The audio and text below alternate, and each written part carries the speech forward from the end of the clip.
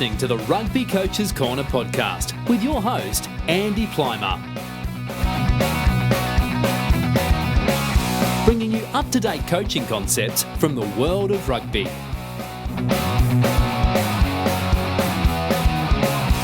Sharing ideas to make the game better.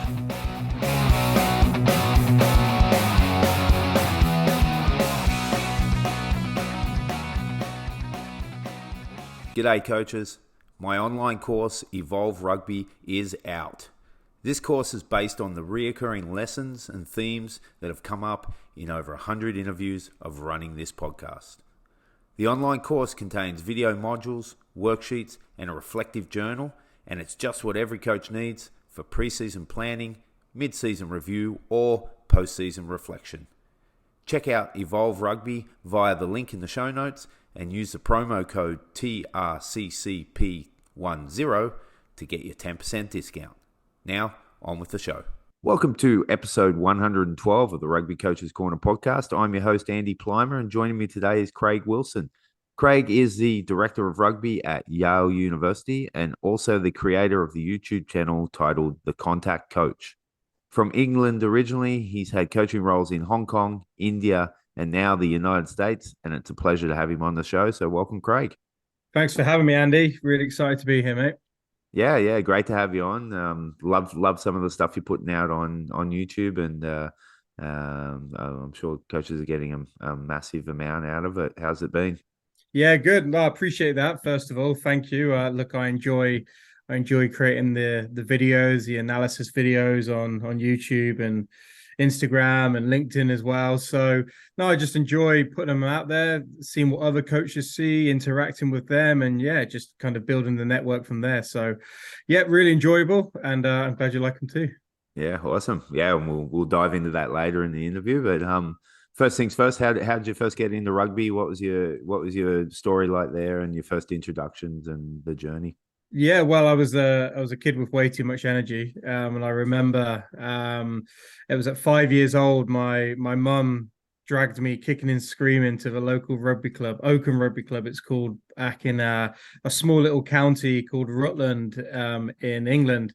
Yeah, I went kicking and screaming. Didn't want to go. I was pretty shy as a kid. Didn't really want to go, but as soon as I got there and I got running around and got stuck in and got a can of Coke and a chocolate bar at the end of the session. That was the winner for making sure I came back next week. But I was always up to sports. My parents, my mum and dad were always taking me around to different sports, predominantly football, soccer for those in the US, and rugby. And that was really the story at 5 years old. And I didn't leave that rugby club until about 18 years old. It was a fundamental part of my life. So, yeah, it was. I'm glad she took me there. It was the best decision I think she made, definitely on my behalf. So, yeah, very happy about that.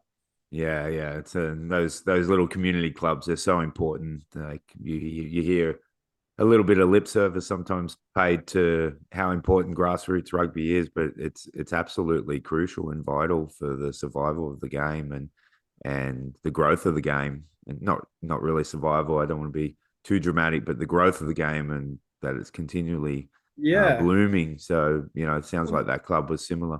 Oh, it was great, and I absolutely loved it. And it wasn't just a rugby. It was as you mentioned earlier, it was a community.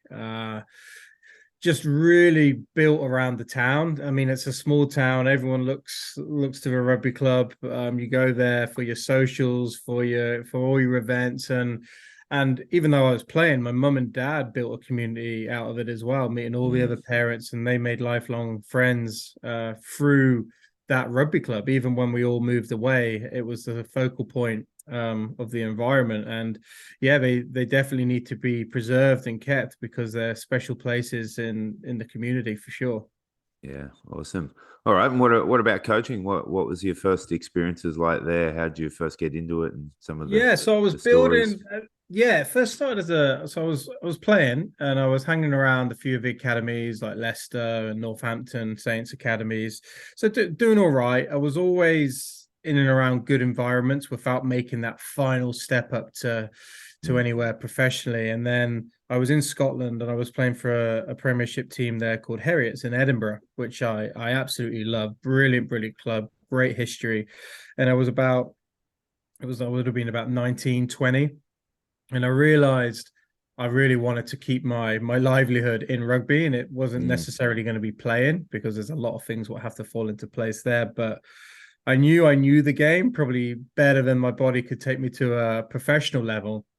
So that's when I did my level one at Curry Rugby Club, which is just outside of Edinburgh. I did my level one there just over the summer 1 year. It would have been back in what, 06, maybe 07. And absolutely loved it. I really enjoyed the coaching, but also how you set up an environment, not necessarily the X's and O's of rugby. That kind of came later, but it's how you structure an environment, how you keep people engaged, etc. And it was just a wonderful introduction to coaching. So it was a level one through the Scottish Rugby Union whilst I was playing in Edinburgh. And I remember I just try to coach as much as I can. And I had my level one, and my girlfriend at the time, now wife, thankfully, she got an offer after studying at university to go and work in Hong Kong.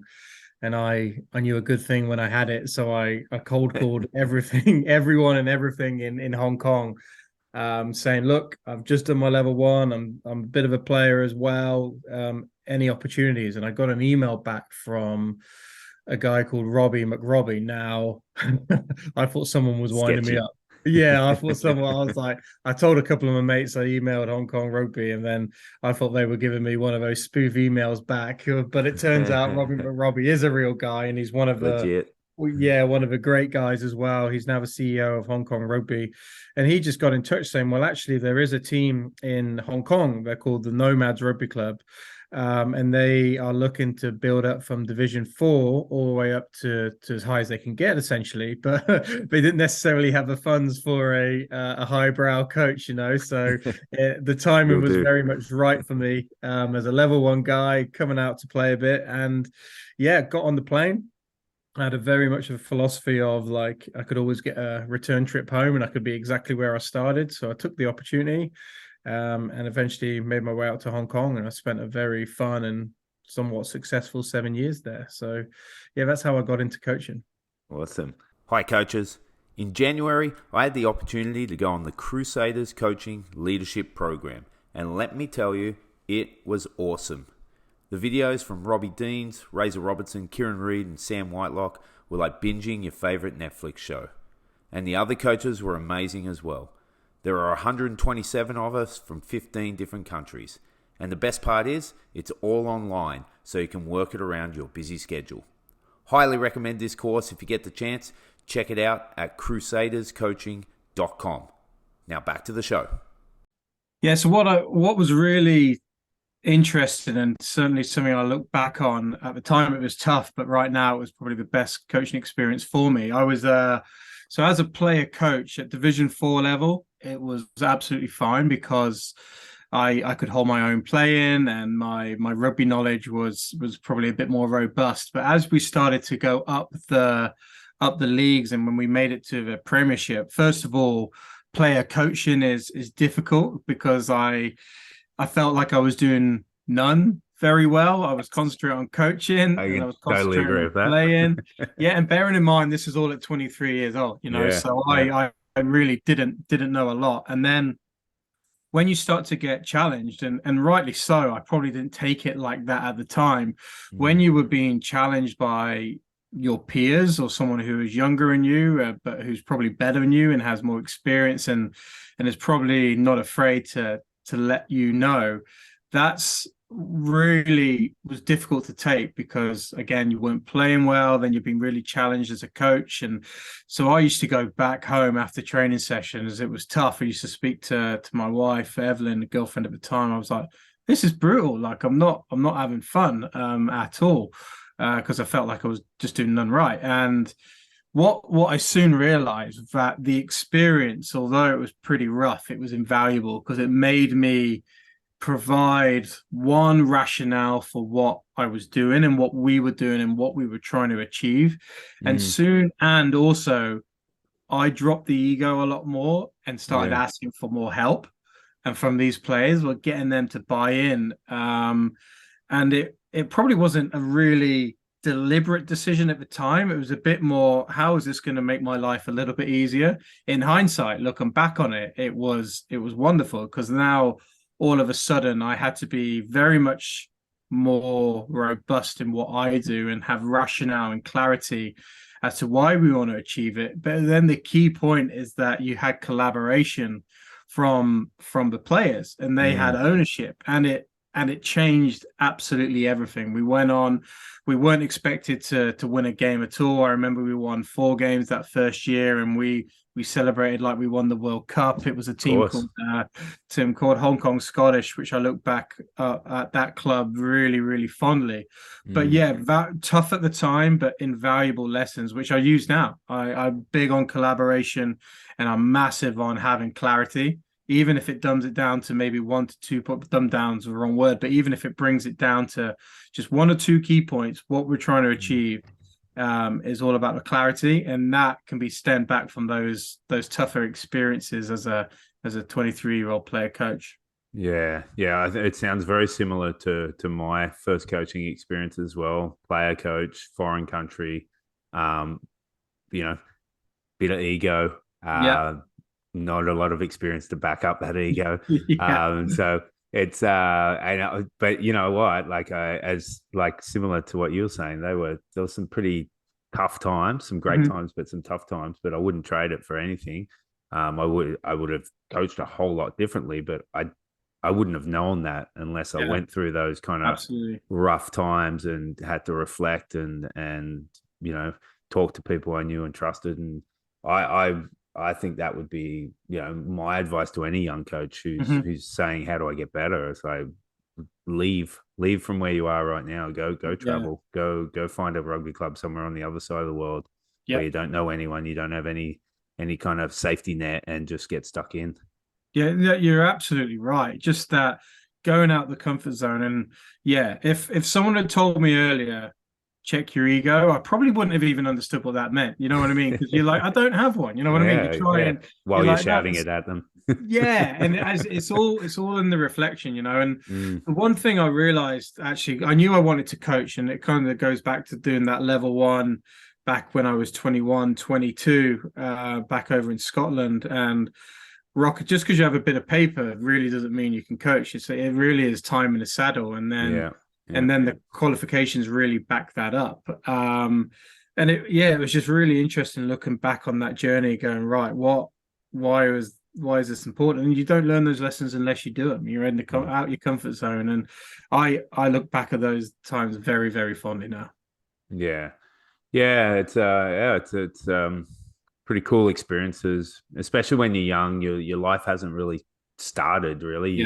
Like, I started coaching, I didn't have kids. I wasn't married at that time, but got married shortly after. But still, so much more time on your hands when you don't have kids. So I was coaching 3 teams at one time. You know, when seasons overlapped and things like that, with rep coaching and things like that. So you can really just like put it all in early on, and then kind of reflect and say, okay, here's what I actually want to do, and I'm just going to focus on that. And you're dead right. I had a philosophy at the time. It's probably a little bit different now with kids and mortgages and real commitments. But if you get on a plane and you take a risk, you can always fly back and land exactly where you started. You know, like that's really important thing. Like I went for it, you know. And when I was younger, I was always looking for opportunities.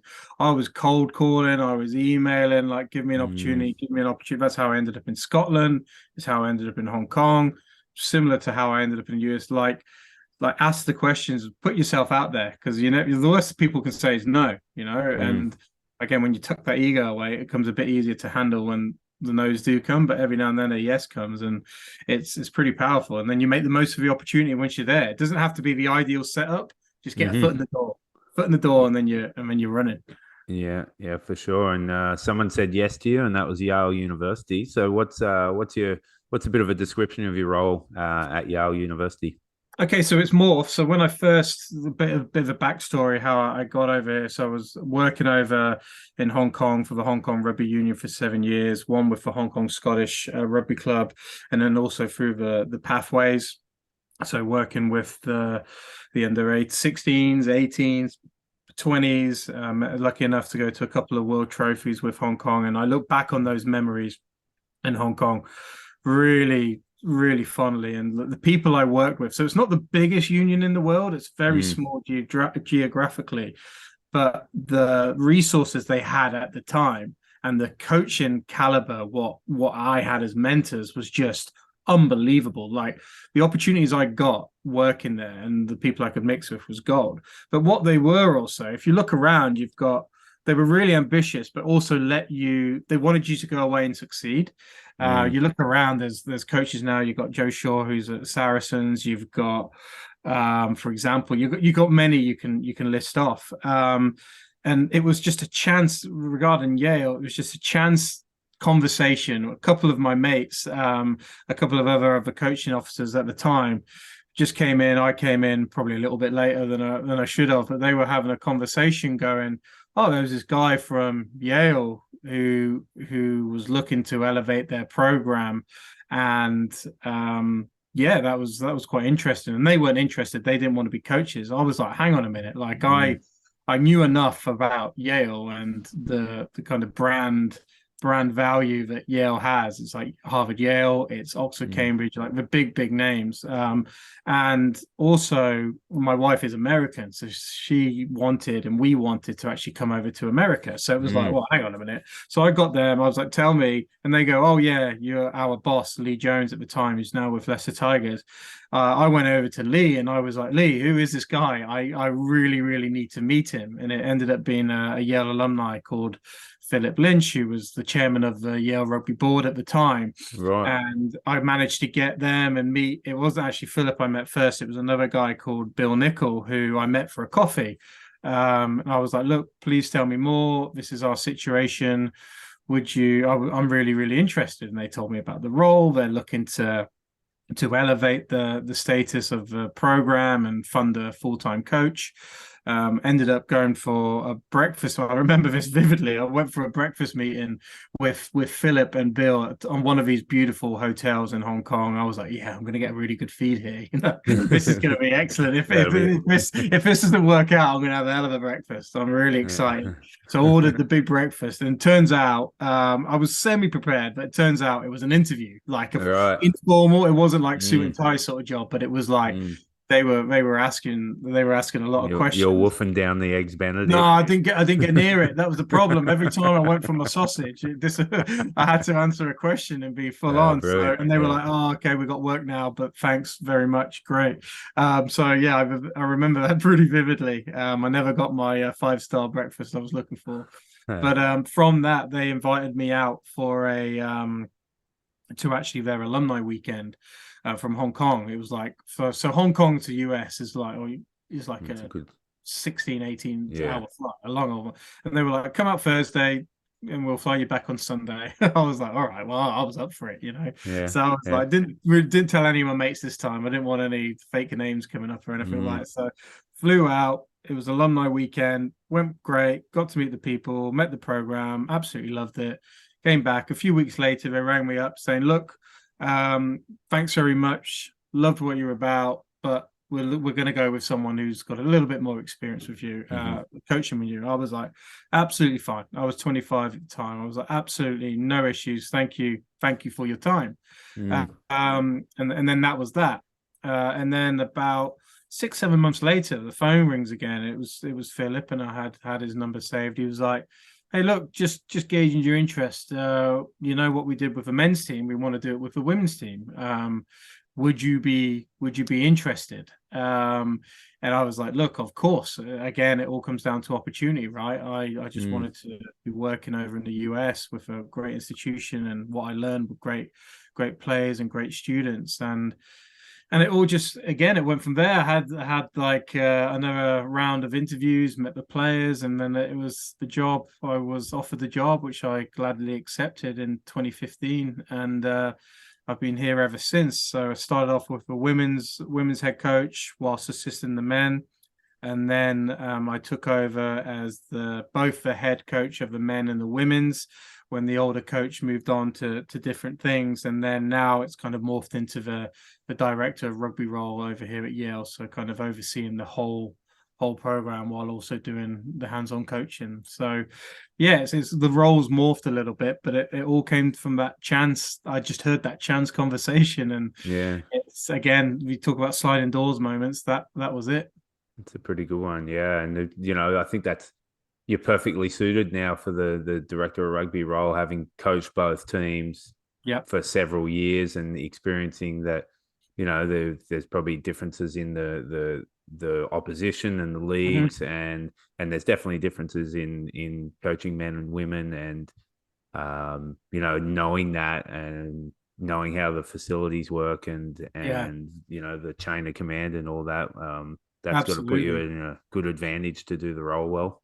Yeah, and what you find, and you touched on it there. Actually, coaching is a small part of my role. Right. At a university is a lot more than just hands-on coaching. So when I left Hong Kong, I look back now and I consider myself a coal-face coach. I did my session, I planned my session, I was a coach. Whereas at Yale, you're a fundraiser, you're a mentor, you're a liaison between the university and the alumni board. Like you are so much more than just X's and O's. And that is something I've grown into and grown to love, because it really dives down into your admin skills and your communication and your thoughtfulness, particularly when you're dealing with people who are like Yale alumni, who are very switched on, very switched on, and they don't suffer fools. So it's really important, and I have to be robust in communications and everything, and it all translates into being a better coach as well. Like,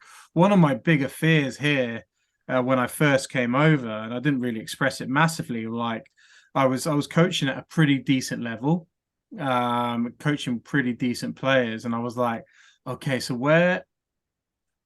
how am I going to fare coaching essentially players who are brand new? I thought my coaching, again, this is probably ego talking, or just not really understanding it, that I was going to potentially regress as a coach because I wasn't at the cutting edge of coaching and those coaching conversations we used to have.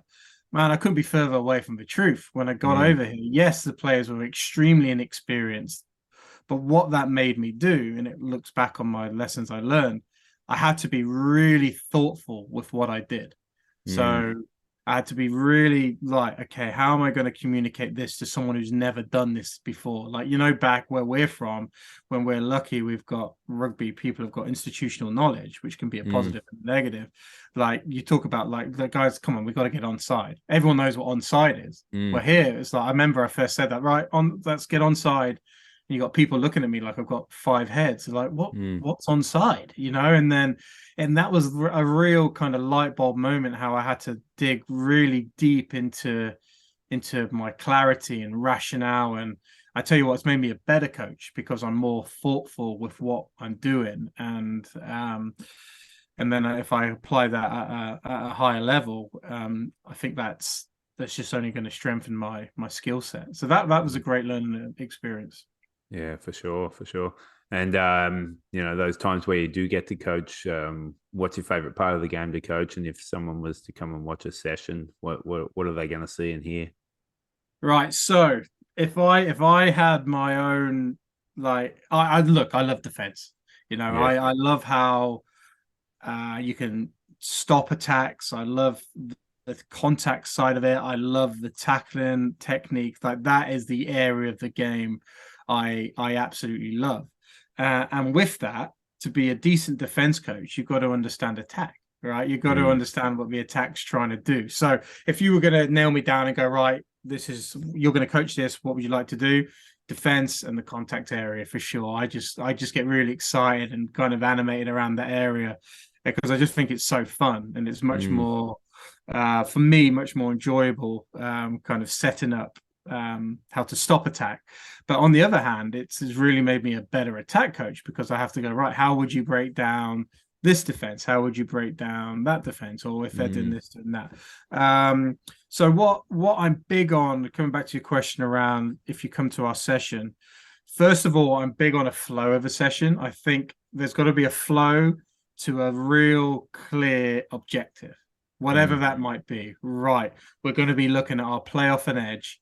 Okay, we're going to look how we're going to get momentum off the edge, and we're going to dive down into these skills, what's probably a bit more micro. How we're going to do that? Maybe we're going to get the footwork and then it's going to expand back. Okay, how does that go into our shape?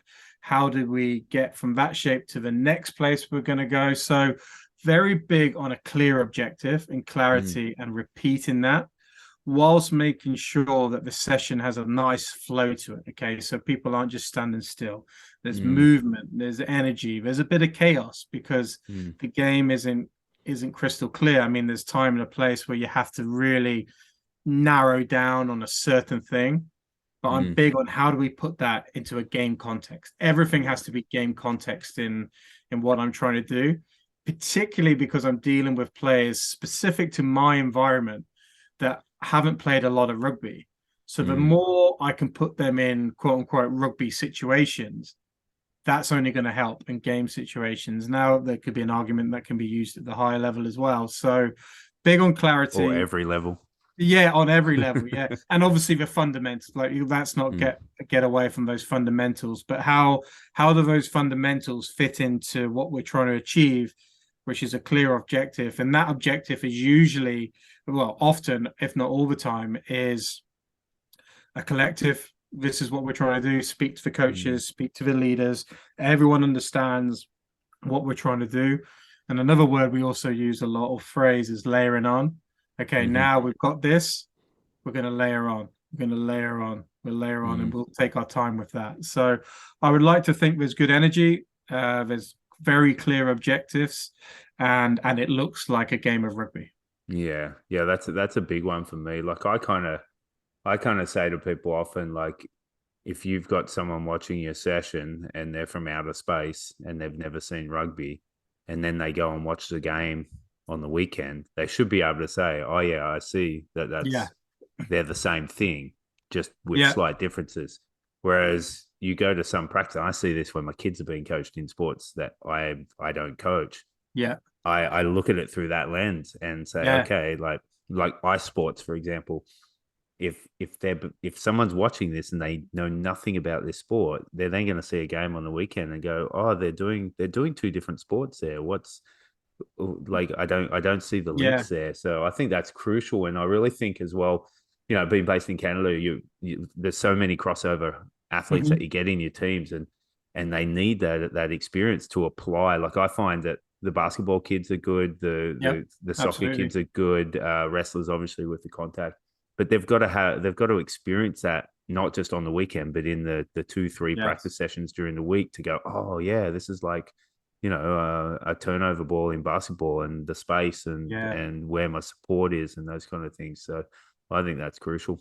Yeah, I had a big light bulb moment around that. But just to touch on the point that you said regarding it's looking like the sport, and I've been Mm, guilty as anyone, particularly back in the day, for sure. like, oh shit, I better plan a session. You know what I mean? Rugby drills 101. Oh, that Mm, looks like a bit of fun. yeah. Bang, throw it in. And it doesn't have any context, but it passes Mm, the time, and you feel mm. better because you've run a little Looks drill. neat. But yeah, like I don't even know Rugby Drills 101 is a website. Maybe we should get onto that domain, but that sort of thing, like actually try and bring it back. And then touching on the point that you mentioned about um people playing other sports, particularly here in America, obviously with you Mm, in Canada as well.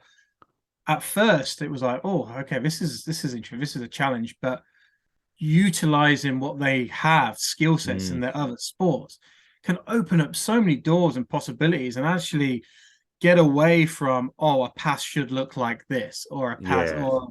or a play should look like this. I remember I was had a 12, and he was just unsure that just the messages weren't getting across. And I thought, right, how do I get this across? And essentially, I just wanted him to be a bit more north-south. Okay, he was Mm, trying to find spaces on the edges, taking mm, up a lot of room from anyone else. And I was like, be a bit more north-south.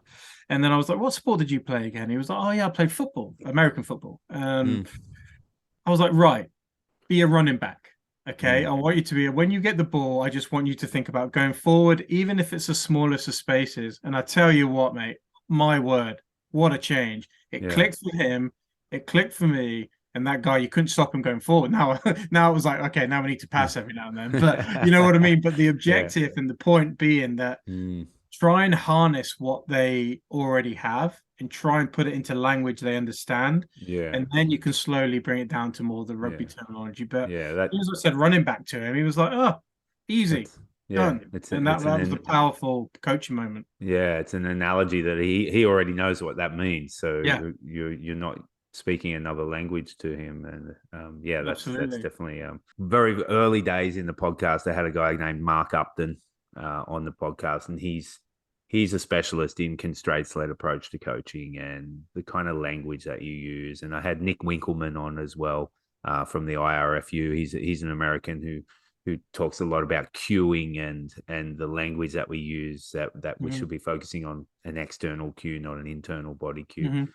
But what both of those people talked about was the use of analogies and how Yes. it cuts out all that unnecessary verbiage, gives them context immediately, and they can apply that based on that preconceived knowledge that they have. And I use it a lot with kids as well when I'm coaching under sixes, under eights, under 12s, my kids. It's a very powerful coaching tool. You're right, and it can go across all ages. It's like literally before this podcast, I've just started in January Brazilian Jiu-Jitsu, and the coach there, man, it struck me as soon as you said that. It struck me. He said something really cool today. We're in this kind of weird shape, and we were trying to free your hand, and he just used the analogy: just put your hand up as if you're asking a question at school. And it was just such a little cue, and it, again, and I, as a coach, I really picked up on that about what a brilliant little bit of language and an analogy there that can be used, which is so powerful, So yeah, I couldn't agree more. Cool. All right, and one more question on Yale. What's if you're in season, what's your week look like as director of rugby? Yeah, so what we look like if we're in season, so let's start with a Saturday game and work from there. So play Saturdays, play usually the traditional Ivy League schools or regional schools. So there's a pretty robust season for both the men and the women. Sunday we give them off to do their own recovery, catch up on their schoolwork because important things here. You got to understand the environment. It's a very intense. Like student first, second, and third. It's a very intense academic environment. Look, it's one of the elite colleges in the world, the world. So you've got to be extremely respectful of that. So Sunday off, and then on the field for the men is Monday, Wednesday, Friday in the afternoon, and then between that, they have their team lifts, 1 to 2 team lifts a week. The women train Tuesday, Thursday, and they also have their 2 lifts a week in the varsity weight room. And particularly on the men's side, how we would break down the week. Monday is analysis and recovery day. So we're out in the field. We set up our TV. We do analysis from the weekend right at the field. And then we go out onto the field. So it's our kind of analysis, recovery / install day. So it's like, right, we're going to start to install what we're going to do on Saturday, the coming Saturday, the next game, and we're going to do that at a low pace. So that ticks so we've done our analysis, like this is what we've seen, we want to get better, and then we go onto the field. That's part of a recovery whilst installing, so using our time wisely. And then Wednesday we call our intense day. So whatever we installed, we do it under intensity. So that's when we get our contact reps in. I like that. We'll get it. Whatever we're trying to do, we're going to nail this. We're just going to do it under intensity. And intensity could mean we're going to go live for 3 sets of 5 minutes, or we're going to make sure that our running meters are really high, depending on what it is. But the heart rate's going to be up, and we're going to put what we're doing under pressure. And then that starts to taper off. On a Friday is our what we call rehearsal day. So essentially just rehearsing for the game tomorrow. So you know your captain's run, your few last line out hits, and maybe getting the hands through the ball, but nothing too intense. So essentially, the week looks like install, intense, rehearsal, play, repeat. So there's common themes around that, and that means our planning is usually aligned around those particular days. All right. Oh, that sounds good. I like some of the structure there. That's awesome. What I find is that the players like that consistency, and then the variation comes within the session. Yeah. Like, so there's a structure, but then the sessions could be slightly different, but there's an overriding arc. Like, right, boys, it's intense day. We're getting after it. In by doing this, obviously while preserving, being conscious of their player welfare and everything around that. Yeah. Awesome. Cool. All right. Well, on to your other role, which is your YouTube channel, The Contact Coach. What was the motivation to start up that channel in the first place, and what's that journey been like so far for you? Great question. So it started, I would say, a month before the COVID pandemic. I was like, right, Contact Coach. So the name is probably it could throw people a little bit, but there is reason behind it. So what I wanted to be doing, particularly in this space, I wanted to be helping people get better at tackling, at rucking, in essentially the contact area of the game. But also that can branch out to footballers or to people like to football as a sport, American football, or people joining rugby. So really kind of dialing it down into the contact area. So that's where the name The Contact Coach was born. So because I wanted to be very related to what I was trying to do. Then the pandemic hit. Okay, so one-on-one coaching, all that one-to-one stuff was just simply not going to happen. Like there was social distancing and everything, so that kind of threw that out the window. But on the whole kind of side of this, what we haven't really touched on, like I've been always pretty big on analysis and using analysis as a tool and watching rugby and learning through there. So I always used to create, and I still do create videos, which I used to send to the team and just send out very rudimentary, screen grab, do a few things on just on the Mac, just a preview, write a circle, send it out, bit of narration. So I wasn't taking up the players' time, but they could still learn. They can pull up their phone. Oh, right, that's a cool jackal, etc., etc. So because I was not doing anything, Yale University shut down. There was no rugby, and there was no rugby in the near future. I was like, all right, I'm going to create one of these videos, and I'm going to stick it online. And and I was a bit like, one, online could be a cruel place, if like in the comment section of that. But I was like, sod it, I'm going to do it.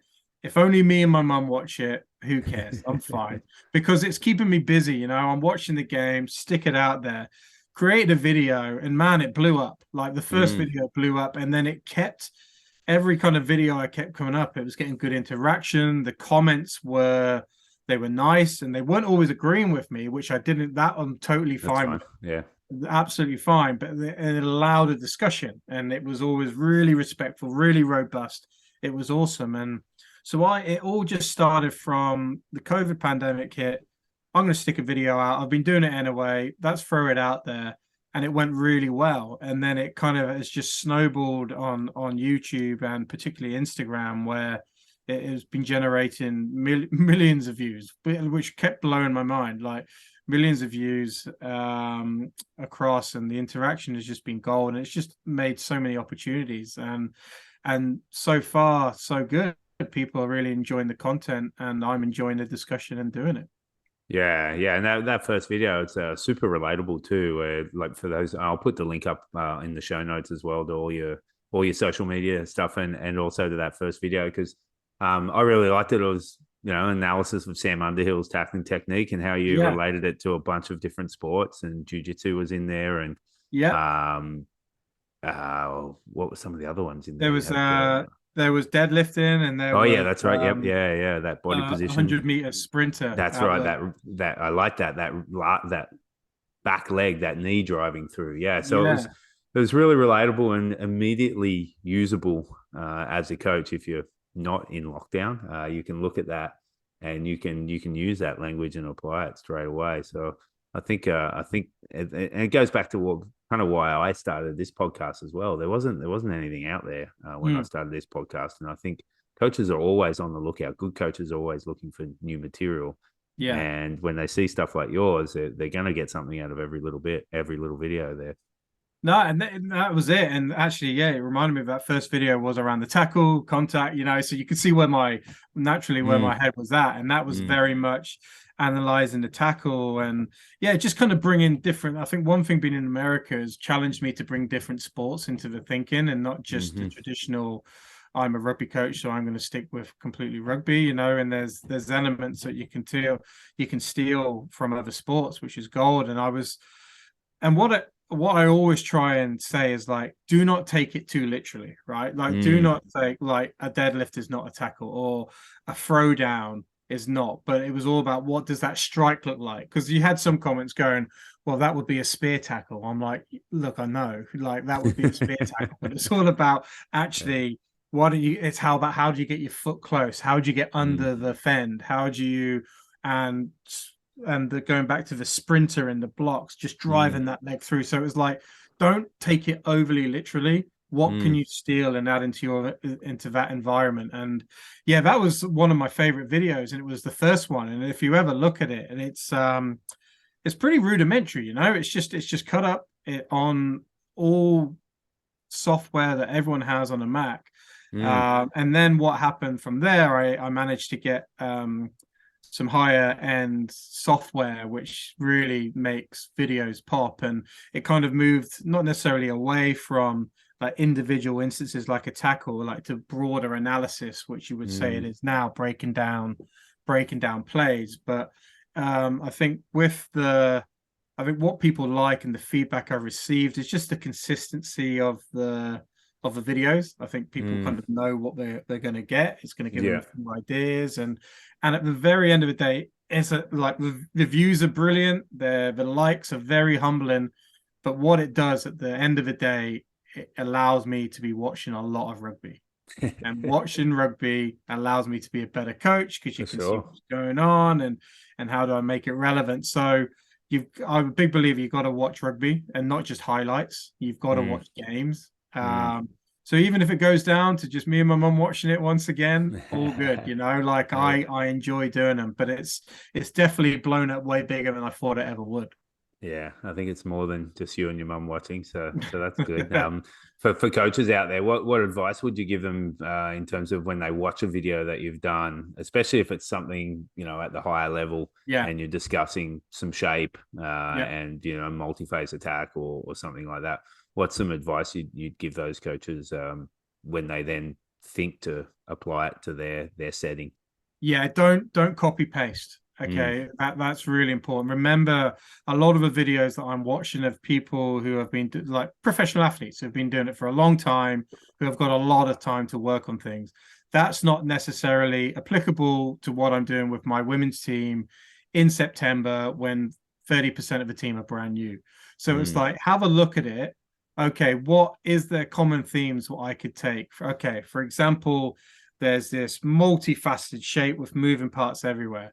Can you dial it down? Okay, what's one key thing that they do really well? Okay, look at their footwork into contact and then kind of build from there. Oh, I like that they had options left and right. Okay, great. Maybe we've layered, and then it comes back to that layering on I spoke about earlier. mm-hmm, Okay, so we've had that, for example, just to paint a picture, you're playing off an edge to a forward pod in an arrowhead formation. You've got a carrier, you've got an option left, an option right. Okay, that's good. We've started to really nail that. Why don't we put someone back in that chariot position? Now we're going to start working on that pullback pass. So mm, what I always would encourage coaches to do, dial it down to where it's relevant in your environment. Now, if you're doing massive amount of shape with kids, forget it. Get them playing, get them nailing the Please stop. fundamentals. Yeah, like get Mm, them because that's only going to make you feel better or worse as a coach when they're not doing it. But it's when they it's can't just do it. just understand your environment. What can Mm, you steal? What can you add? And what can you add to it? It doesn't have to be completely right. mm. So that would be big. Don't Yeah. just copy paste. Yeah, cool. 100% agree. All right, last one before we wrap it up with the final four questions. You've also you've been hosting some webinars in the last little while, Mm-hmm. inviting coaches on to talk about one aspect of the game. Mm-hmm. What's been the take up of that, and what have been some of the cool experiences from being involved in that project? Yeah, no, that was great. And look, it comes down again, really similar. Um, Again, if only I watch it, I'm Mm, learning. You know what I mean? mm, And then it was like, why don't we share it for people who are looking for coach education? So on the back of the contact coach and how well it's been received, my network has expanded massively. Okay, mm, which has been great. So by leveraging those networks, I've managed to connect with some brilliant coaches, and I mean like guys who have been there who are kind of doing it now. You've got Jace Ryan who was with the mm, Crusaders, who's turned the New Zealand forward pack back into a formidable force. You've got Nathan Gray, the Australia defense coach. You've got Dave Aldred, who worked with Johnny Wilson, just to name a mm, few. mm, So it was just an opportunity to connect with them, to learn and lean on their experiences, and just kind of dial it down and to go, would you be interested in doing a webinar, which we can eventually share with the masses, and they were well received. I haven't done one for a couple of months now. I'll be looking to set that back up. But yeah, again, it just all came about selfishly, coach development in my mm, own world. mm. But I knew other people would be able to learn from it as well. So why not make it available? And again, the more you can talk with these coaches, not everything's going to be relevant, but what you understand is not essentially what they're saying, it's how they're going about what they're saying, how they're delivering it, and that I found that really interesting. Jace Ryan one was gold. He used the analogy in a mall around whitewater rafting and just Mm-hmm. going with the flow and really building that. And again, come back to analogies and just simple clarity, like whitewater rafting, building a mall, finding a weak edge and going with the flow.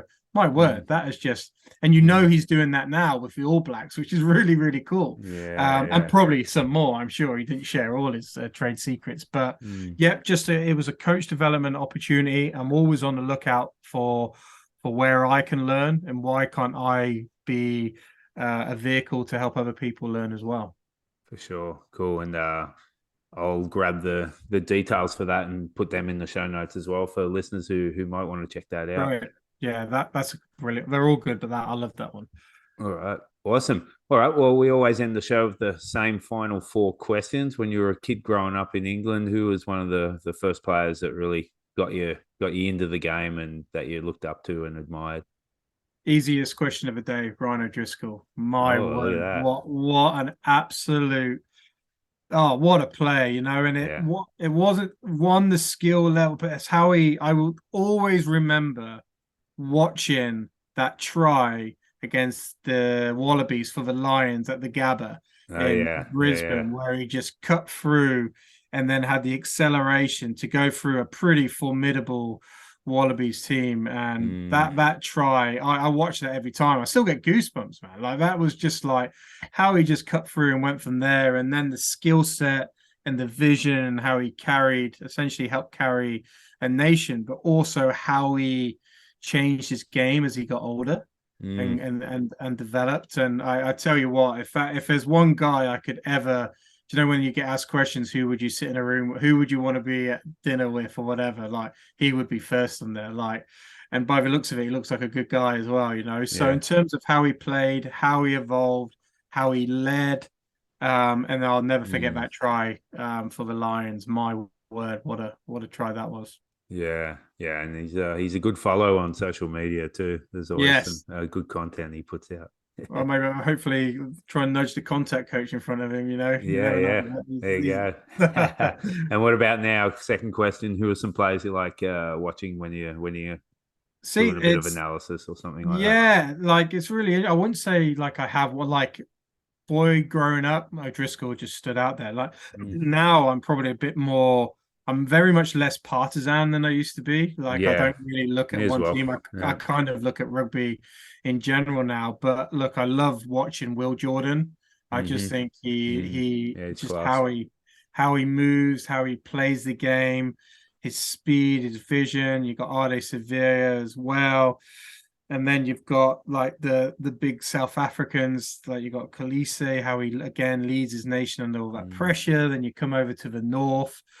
You've got Sexton, who just seems to be getting battered and rolled around, but always gets out. You've got Kalen Doris. So yeah, I think that's a little bit harder. I think rugby's in a very, very good spot, like in terms of the talent on offer. There's so much, and I think that's lending itself to a wonderful World Cup, because For sure. you've got 4 or 5 nations there who can do some damage. So yeah, it's a bit tougher to answer that one, but yeah, there's some good rugby being played right now. Yeah, some good names in that list too. All right, what about coaches? Third question: Who's a high-profile coach that you like what they're doing and respect how they go about their work? Again, I always just kind of look and see, what elements of them do I like? And you got to remember, this is very much from the outside looking in. I'm sure how the media portrays coaches is very different to what they are in their own environment. No, so look, a classic one is someone like Eddie Jones, who's obviously he was the god and then vilified, and then like he's this taskmaster. He's now a god again in the southern hemisphere. Now he's god again. Parts of the southern hemisphere. Yeah, until they don't make the playoffs for the World Cup and lose to the Lions, But you look at him and you look what he did with the team and his track record and his diligence in getting the team winning, which he did do, and maybe there was momentum what was lost, and so there's an element about that drive. You look at Borthwick, who's taken his role. Apparently he's got major empathy about him and his players, and he's just this really analytical guy, so that's important. You've got Warren Gatland, who's meant to be a renowned man manager, like making people feel relaxed in their environment. You got Joe Smith, who was a detail guy, like to the nth degree. Where do you put your finger when you present a ball? So that's important. So similar to the question you asked earlier around who's your favorite player, like I like reading about them all and going, right, what traits could I get? Like, what do I like about them? And what would I do differently? So sorry, I can't really give you a direct one there, but I'm always on the lookout to see what they're doing and also what they're saying and why they're saying it. Yeah, cool. All right, final question: who's someone in the grassroots who deserves some kind of recognition and a shout out for the work they do? Well, I think his recognition is coming on his own accord. But there's a guy over here in America, an English guy called Richard Chadwick, who is now the head coach at Yale University women's program, but he's also the assistant coach for the Rugby ATL team in Major League Rugby. He's just started that role.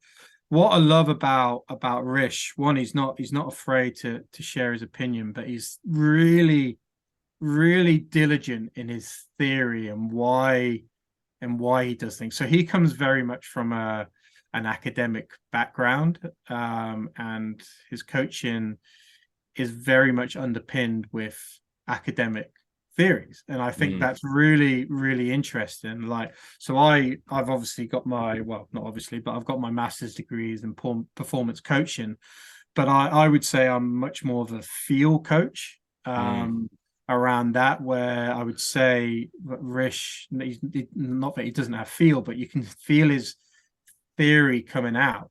And I lean on that because it makes me think about, okay, could I be a little bit more diligent in that area? Like, is there a rationale behind this? And then mixing the two. So I think his trajectory is only going to go up. He's a good guy off the field as well, shall we say? Always enjoy his company. So keep an eye out for him. I think he's going to go places for sure, and I enjoy watching his success. Awesome. Great way to wrap things up. All right, Craig. Well, it's been awesome having you on the show, mate. I've really enjoyed chatting, and I love what you're doing with the Contact Coach on YouTube. And I don't do much on Instagram, but I'm sure it's as awesome as your stuff on. I tend YouTube. I tend to hang out a bit more on Instagram these days. But both pretty cool. So I enjoy doing it. No, appreciate you coming on the show, and thanks for sharing with us. Yeah, thanks for having me, and some great questions, mate. Really thought-provoking. So thank you. Awesome. Cheers.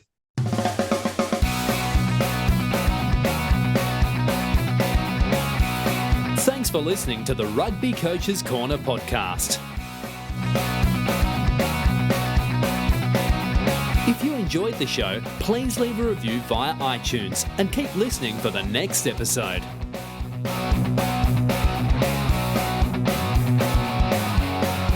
You can also follow us via Twitter at Rugby Coaches CNR or via the website therugbycoachescorner.com.